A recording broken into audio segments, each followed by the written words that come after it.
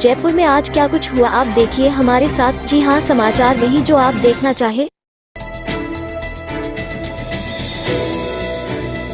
धौलपुर जिले में कोलारी थाना क्षेत्र के पीपरीपुरा गांव में 3 दोस्तों की शराब पार्टी के दौरान एक सांप निकल आया। सांप के निकल आने के बाद तीनों दोस्तों ने मिलकर उसे खाने की सलाह बना ली। बिल में घुसे सांप को तीनों दोस्तों ने मिलकर गड्ढे में पानी डालकर बाहर निकाल लिया, जिसके बाद शराब पार्टी में मौजूद अतर सिंह पुत्र परमानंद कुशवाहा निवासी कनासिल उम्र 42 वर्ष ने सांप को मारकर उसे आगे और पीछे से काट दिया। सांप को मारने के बाद तीनों दोस्तों ने आग जलाकर भून दिया। इसके बाद शराब के नशे में धुत अतर सिंह सांप को खा गया। सांप को खाने के बाद अधेड़ की हालत गंभीर हो गई। हालांकि इलाज के 12 घंटे बाद व्यक्ति को होश आया।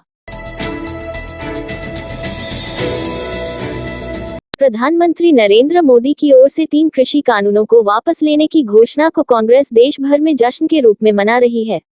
इसी कड़ी में राजधानी जयपुर में भी सिविल लाइंस पर कांग्रेस का किसान विजय दिवस कार्यक्रम आयोजित किया गया। सीएम गहलोत ने कार्यक्रम को संबोधित करते हुए कहा कि किसानों का आजादी के बाद इतना लंबा संघर्ष चला है।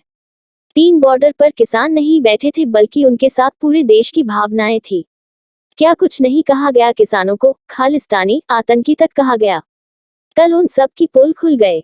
इसके साथ ही उन्होंने कहा कि प्रधानमंत्री माफी मांगे, ये नौबत क्यों है, ये ऐतिहासिक क्षण इतिहास में लिखा जाएगा। मुख्यमंत्री अशोक गहलोत मंत्रिमंडल के विस्तार को लेकर लंबे समय से चल रही सियासी अटकलों पर विराम लग गया है।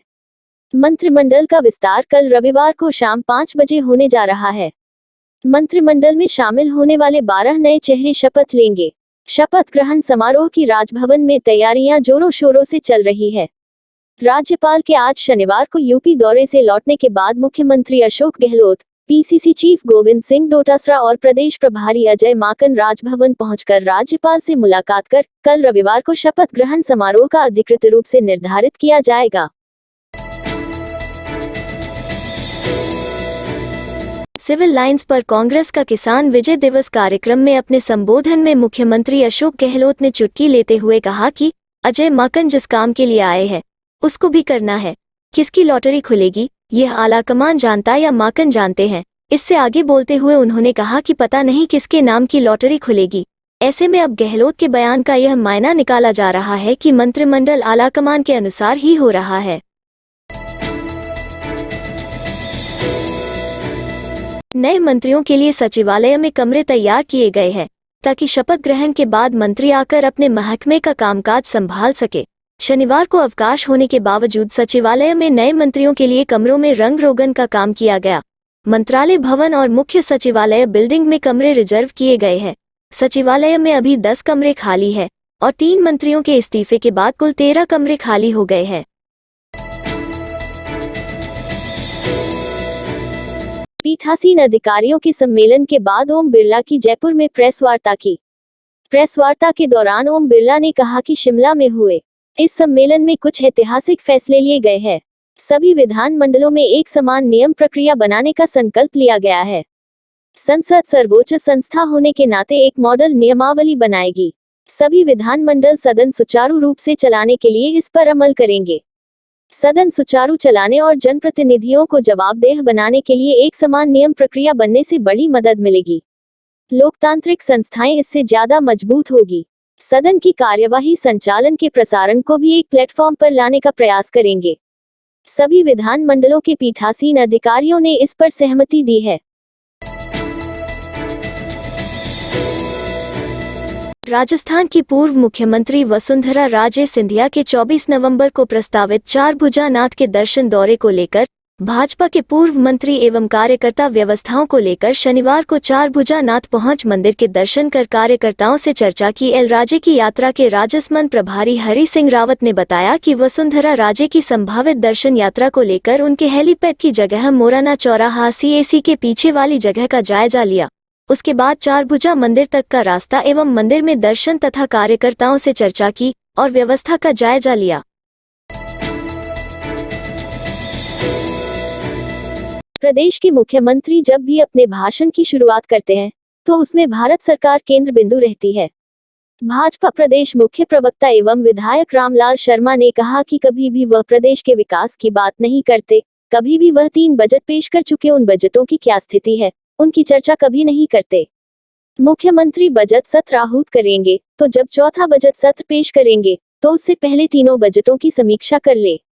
इससे पहले जो बजट पेश किया, उसके तो वादे पूरे करने का सवाल ही नहीं। कम से कम अपने प्रशासनिक अधिकारियों से जो प्रथम और दूसरा बजट पेश किया था, वो बजट की घोषणाएं कितनी प्रतिशत धरातल पर आ चुकी है। एक बार चिंता इस बात की भी कर ले, तो कम से कम राजस्थान के लोगों का भला होगा।